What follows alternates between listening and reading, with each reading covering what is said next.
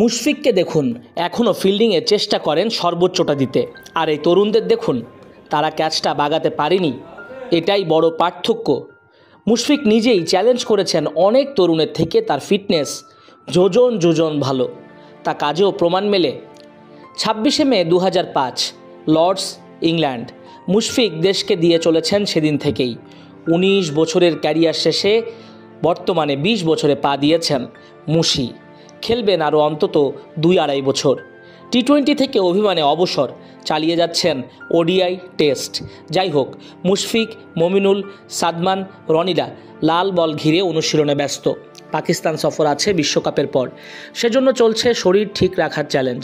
মুশফিকদের মতনই জাতীয় দলের পাইপলাইন ঠিক করতে বিসিবি এইচপি ইউনিটের কার্যক্রম শুরু করেছে। বিশ্বকাপের সময় বিজয়, সাইফুদ্দিনদের ইনপুট দিতে যদি হয়, সেক্ষেত্রে তৈরি রাখা হবে। তবে ক্যাম্প থেকে সাইফুদ্দিন ছুটি নিয়েছেন। সন্তান সম্ভবা স্ত্রীর পাশে থাকতে চেয়েছেন। সেই সাথে তরুণ যারা আছেন, মাহফুজ রাব্বি, আইচ মোল্লা, শিবলি, শিহাবদের গ্রুম আপ করানো হচ্ছে। নির্বাচক আব্দুর রাজ্জাক নিজেই কোচিংয়ের দায়িত্ব কাঁধে তুলে নিয়েছেন।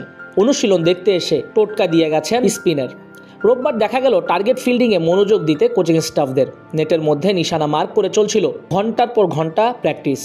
জাতীয় দলের চ্যালেঞ্জেসগুলোতে অভ্যস্ত করতে ক্রিকেটারদের দেয়া হচ্ছে তালিম। কোচ সোহেল ইসলাম যা বললেন তা শুনে আশাবাদী হতেই হয়।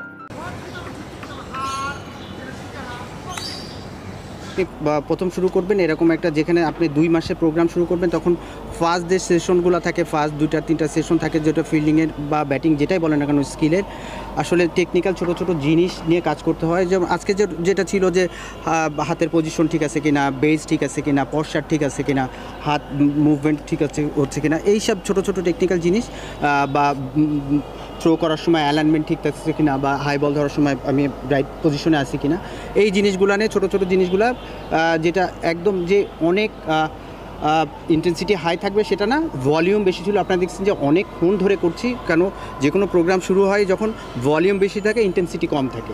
আবার যখন আমরা আস্তে আস্তে ম্যাচের দিকে যাব, তখন ভলিউম কমে যাবে, ইন্টেন্সিটি বেশি থাকবে। এটাই মানে এইভাবে আসলে ট্রেনিং প্রোগ্রামগুলো সাজানো হয়। তো ফার্স্ট দিন যেটা ছিল যে এদের জিম ছিল, হ্যাঁ, এদের ফিল্ডিং ছিল। এরপরে যারা রেড বল ক্রিকেট খেলবে তাদের রানিং সেশনও আছে।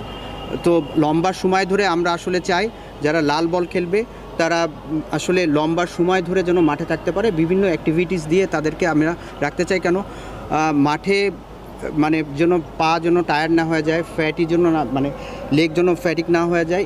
এটাও ট্রেনিংয়ের একটা, লাল বলের ট্রেনিংয়ের একটা পার্ট। তো আমরা সব দিকে বিবেচনা করেই আমরা আসলে প্রোগ্রামগুলো সেভাবে সেট করা।